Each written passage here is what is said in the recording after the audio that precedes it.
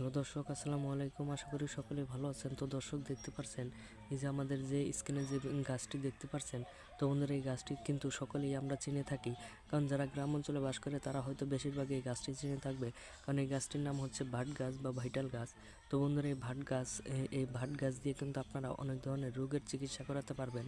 তো বন্ধুরা, আপনারা ঘরোয়া পদ্ধতিতে ঘরোয়া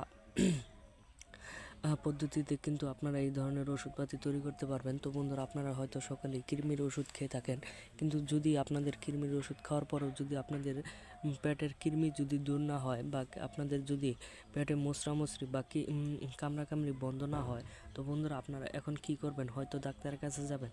তো বন্ধুরা, আপনাদের একটি গাছ নিয়ে আমি আপনাদের মাঝে হাজির হয়েছি। তো বন্ধুরা, এই গাছটির নাম হচ্ছে ভাট গাছ বা ভাইটাল গাছ। তো বন্ধুরা, এই গাছটি আপনারা সেবন করুন। তাহলে বন্ধুরা, এই গাছটি কিন্তু আপনাদের পুরো কার্যকারিতা পেয়ে যাবেন। তো বন্ধুরা, এই গাছটি 3 থেকে 4 দিনের মাথায় আপনাদের পুরো কার্যকারিতা হয়ে যাবে। তো বন্ধুরা, অবশ্যই এই ধরনের গাছগুলো আপনারা প্রত্যেক দিন সেবন করবেন, তাহলে বন্ধুরা পুরো কার্যকারিতা পেয়ে যাবেন।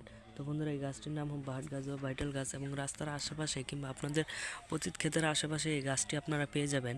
তো বন্ধুরা, অবশ্যই এই গাছটি সেবন করবেন। তো বন্ধুরা, এই গাছটি সেবন করার 3 থেকে 4 দিনের মাথায় আপনারা রেজাল্ট পেয়ে যাবেন। তো বন্ধুরা, আপনাদের হজম শক্তি এবং আপনাদের খাবার হজম